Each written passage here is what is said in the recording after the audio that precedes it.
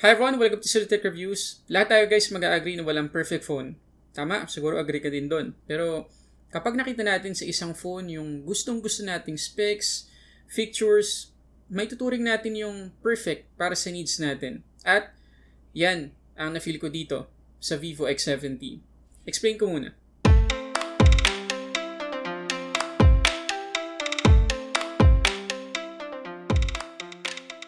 Okay, so before tayo mag-start guys, gusto ko muna ulit kayo i-invite na mag-subscribe dito sa channel natin at i-click nyo na rin yung notification bell para ma-notify kayo sa mga susunod nating uploads. Okay, so itong Vivo X70 guys, ikaka-release lang dito sa Philippines. So pag-usapan muna natin yung presyo, pagkatapos pakita ko sa inyo yung unboxing. So as of making this video guys, ang presyo nitong Vivo X70 ay 34,999 pesos at meron yung mga kasamang freebies. Nandiyan yung link sa description box sa baba. Okay, so ito na guys ang box ng Vivo X70. Simple but elegant yung mismong box. At merong naka-engrave na X70 dun sa gitna. At meron text na co-engineered with Zeiss. Kahit sa gilid, meron ding Vivo X70 na text. Sa likod natin makikita yung variant at kulay ng X70 natin. At Aurora Dawn, yung nandito sa atin. Pag open, makikita agad natin ang unit na naka-plastic. Pero sa gilid na part, makikita natin yung text na photography redefined. Kaya tanggalin muna natin yung plastic ng phone.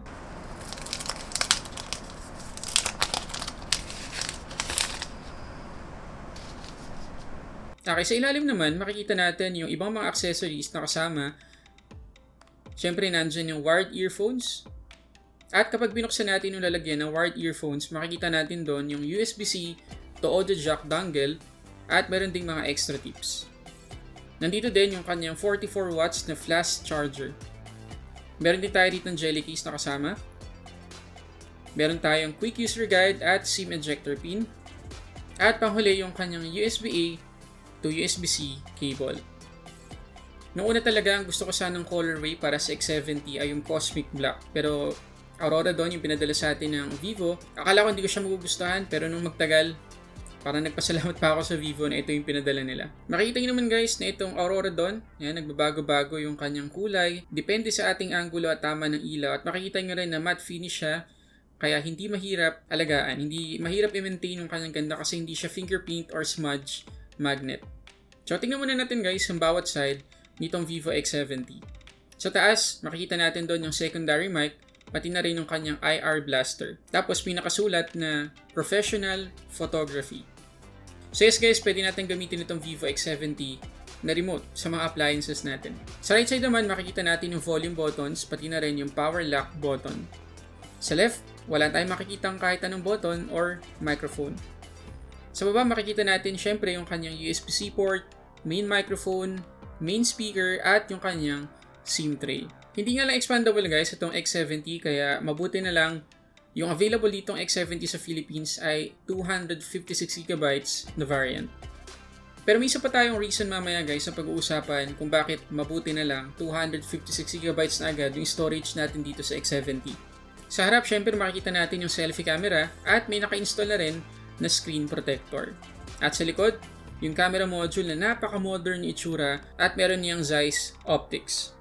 Okay, so dito naman tayo guys sa pinaka-highlight ng Vivo X70, yung kanyang camera na merong Zeiss optics. So meron tayo ditong 40 megapixels 1.9 aperture na main shooter, and according to Vivo, naka Sony IMX766V na custom made for X70, kaya merong V sa dulo. Meron tayo ditong Zeiss T-Lens coating, kaya may nakita tayong Zeiss logo kanina sa camera module. At yung Zeiss T-Lens coating na yan ay malaking tulong para ma-minimize natin yung lens flare, stray light at ghosting. Mamaya may sample photos ako dyan para mas maintindihan natin. Meron din tayo ditong gimbal 3.0, kaya stable yung ating video recording at malaking tulong din yan para hindi maging blurry yung ating mga low light shots at yung ating mga night mode photos. Pero maliban sa 40 megapixels na main shooter, meron pa tayo ditong 12 megapixels na telephoto lens na merong 2x optical zoom at 12 megapixels na ultra wide. Okay, pakita ko lang muna sa inyo guys saglit yung kanyang camera application. So para maging 40 megapixels yung ating mga photos guys, punta lang tayo dito sa more.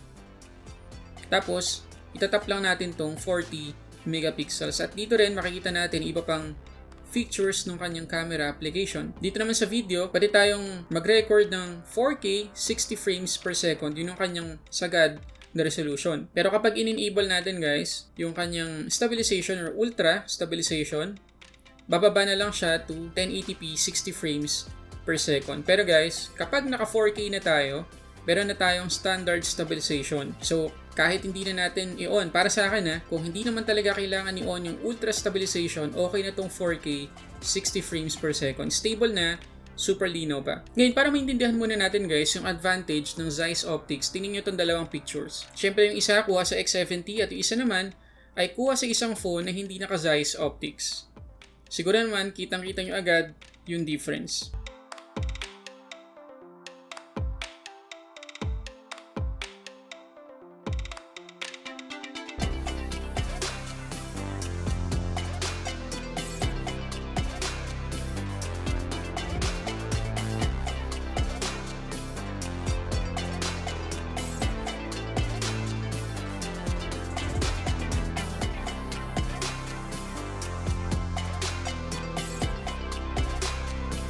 Okay, pansin ko lang kung minsan guys na mas okay pa yung quality ng 40 megapixels mode compared sa night mode kapag low light yung condition natin. Pero overall, wala talaga akong problema sa mga ganitong situations.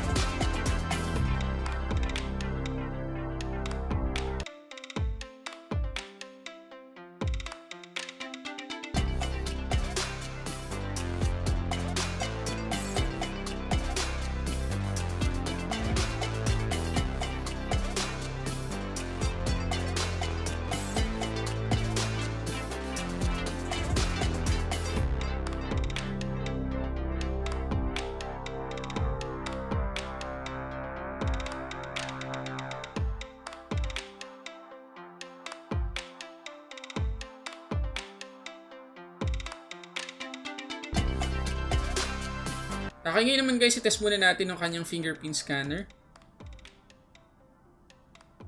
Okay, hihintayin lang natin talaga lumabas yung animation. Ayan, bago tayo makapag-unlock, yun lang yung medyo pampatagal.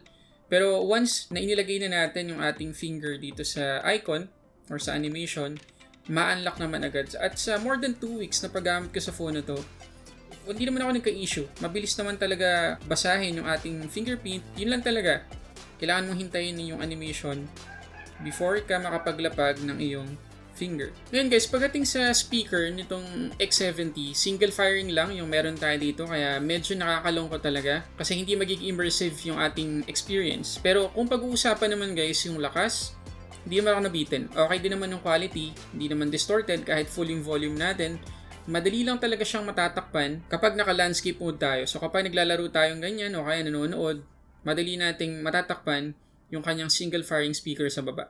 Ngayon guys, pagdating sa haptic feedback niya, sa totoo lang nung una na nag-type ako dito, akala ko naka-off yung vibration, pero hindi pala. Super subtle lang talaga nung kanyang haptic feedback and hindi mo agad mapapansin yung kanyang vibration. Hinahanap ko din sa settings kung pwede ba nating i-adjust yung intensity ng kanyang haptic feedback, pero walang ganong settings sa ngayon. Pero don't get me wrong guys may haptic feedback itong Vivo X70, pero mahinihin lang talaga yung vibration.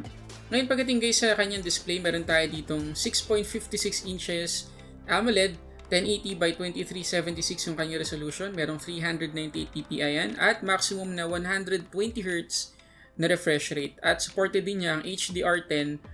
So wala tayong problema dito guys pagdating sa brightness kahit pa outdoor. Okay, hindi ito guys yung pinakamagandang AMOLED display or AMOLED panel na nagamit ko or nakita ko sa isang phone. Pero nag-enjoy pa rin ako sa paggamit dito lalo na sa media consumption kasi vibrant yung colors at manipis lang yung kanyang bezel. Nadidisturb lang talaga ako minsan sa placement ng kanyang selfie camera kasi nasa gitna. Pero personal preference na yun guys.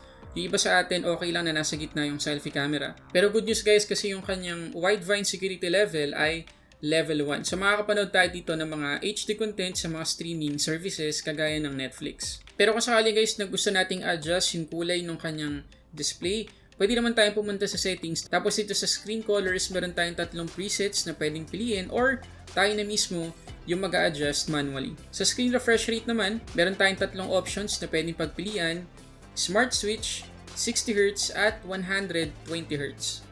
Mamaya pag-uusapan natin kung alin sa refresh rate settings na yan yung pinaka-practical gamitin, lalo na kung ang concern mo ay battery life. Ngayon sa performance guys, naka Android 11 na tayo dito at yung kanyang skin ay FanTouch OS 12 pa rin. At madami din tayong bagong features na makikita rito sa FanTouch OS at isa sa mga gustong-gusto ko ay yung kanyang dynamic effects kung saan mako-customize mo talaga halos lahat ng animations. Pwede nating ma-customize dito yung home screen transition animation, fingerprint icon animation, fingerprint recognition animation, facial recognition animation, charging animation, at marami pang iba. As in, halos lahat talaga guys, pwede nating ma-customize.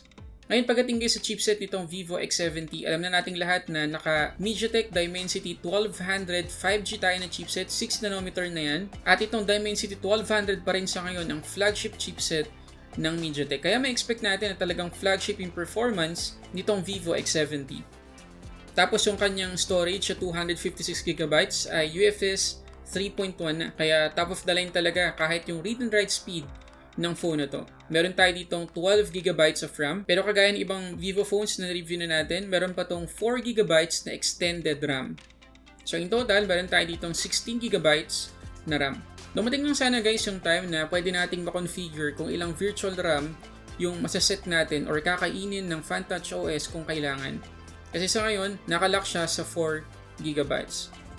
At ito yung isa pang reason na gusto kong sabihin kanina kung bakit mabuti na lang talaga 256GB na yung storage natin dito sa Vivo X70 kapag binili natin siya. Kasi hindi na natin iintindihin yung 4GB RAM na yun kapag kailangan siyang i-consume ng FanTouch OS as a RAM. Ngayon pagdating guys sa Antutu benchmark scores, kapag naka-smart yung ating refresh rate, 701,335 yung kanyang score. Kapag naman nilock natin sa 120Hz, 705,416. Pero kapag nilock natin sa 60Hz, 691,262. So, medyo bawas na bawas guys sa magiging performance itong phone na to kapag nilock lang natin sa 60Hz. Pero kung gusto naman natin ng sagad-sagaran, pwede nating ilock din sa 120Hz. At itong Vivo X70, meron siyang ultra gaming mode na pwede nating enable anytime para ma-boost pa yung kanyang performance. Ngayon, magkaroon muna tayo guys ng simple thermal test para dito sa phone na to. So, magkaroon tayo ng isang Antutu lang. So, ang starting temperature natin ay 35.2 degrees. Run natin yung Antutu.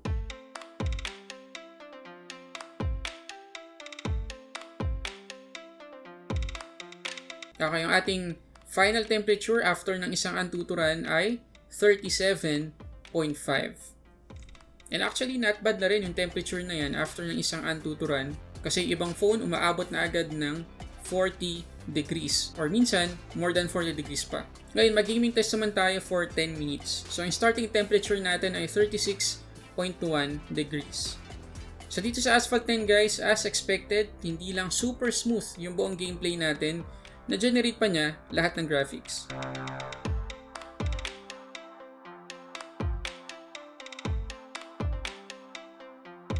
Dito naman sa Rush Rally 3, sagad pa rin guys yung ating settings. At makikita nyo naman guys na lumalampas ng 100 frames per second yung ating gameplay. So very smooth talaga.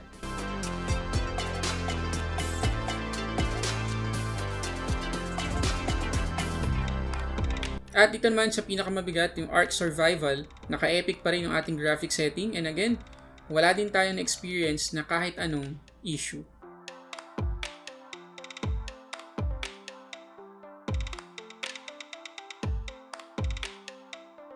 Ngayon, after 10 minutes of gameplay guys, from 36.1 degrees, 39.8 degrees na yung ating final temperature. Ngayon, pagdating naman guys sa battery nitong Vivo X70, meron tayo ditong 4,400 mAh na capacity at capable yan sa 44 watts na fast charging.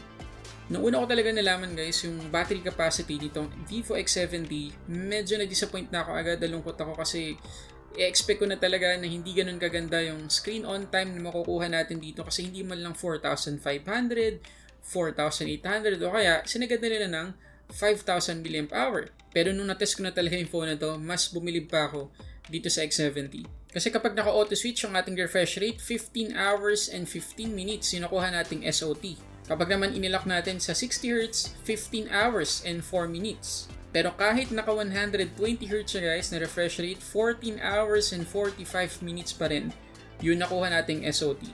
Kaya kita nyo naman guys, hindi magiging issue dito yung battery life kasi ang laki ng SOT na nakuha natin dito sa Vivo X70. At sa buong paggamit ko guys, palagi akong naka-auto switch lang na refresh rate. Smooth na yung display, at the same time, matipid pa sa battery. Pagdating naman sa charging speed, 19 to 100%, 1 hour and 36 seconds lang yung inabot.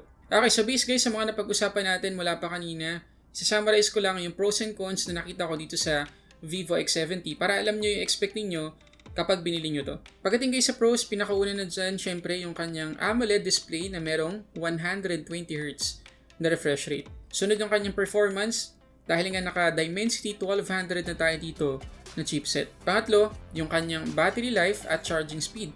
At panghuli syempre yung kanyang camera sa likod na merong Zeiss optics at gustong gusto ko din yung kanyang selfie camera. Pagdating naman sa cons, sobrang minor lang naman guys. Una, yung dark mode. Kasi tingnan nyo na guys ha, kapag in-enable natin yung dark mode dito sa Vivo X70, makikita ninyo na naka-dark mode yung kanyang quick settings dito sa taas, naka-night mode din yung kanyang settings, pero kapag pinuntahan natin yung app drawer, hindi naka-night mode. Pangalawa ay yung smart mirroring. Kasi paminsan-minsan hindi ko siya ma-turn off at kapag na-restart mo naman yung phone mo, automatic kang connected sa isang wireless monitor. Okay, so anong verdict natin dito sa Vivo X70? Naalala nyo yung sinabi ko sa umpisa ng video na to na walang perfect phone kasi lahat ng phones may cons. Pero kapag nakita mo talaga yung phone na swak sa needs mo, perfect mo nang maituturing yung phone na yun para sa'yo. At for me, perfect yung X70 para sa akin. Kasi eksaktong-eksakto to sa hinahanap ko ngayon sa isang Android phone. Simple yung design, maganda yung display, superb yung kanyang camera, at very good din yung kanyang battery life. Kaya para sa akin, hindi ako mahihirapang i-recommend itong Vivo X70. At alam kong hindi pa tapos guys yung 2021, pero sa ngayon, ilalagay ko tong Vivo X70 sa number 1 spot ng pinakagusto kong Android phone ngayong taon. Hindi natin alam kung kailan itong mapalitan ngayong 2021, pero kagaya ng sinabi ko, siya muna yung number 1 para sa akin. Pero syempre guys, yung verdict na yun na sinabi ko ay based sa experience ko, akin lang yun. Syempre magkakaiba tayo ng hinahanap sa isang phone. Merong phone na talagang hindi swak sa gusto natin o sa needs natin. Pero kayo naman guys, ano masasabi ninyo dito sa Vivo X70? Pwede nyo ilagay dyan sa baba yung inyong opinion tungkol sa phone na to. At kung meron pa kayo ibang tanong tungkol dito sa Vivo X70, paki-comment nyo na rin dyan sa baba. At huwag nyo rin guys kalimutan na i-like ang video na to, mag-subscribe ka na din, at i-hit yung notification bell para ma-notify ka sa mga susunod nating upload. So yun muna guys, maraming salamat sa panonood. Para sa samot-saring unboxing reviews, this is Sulit Tech Reviews.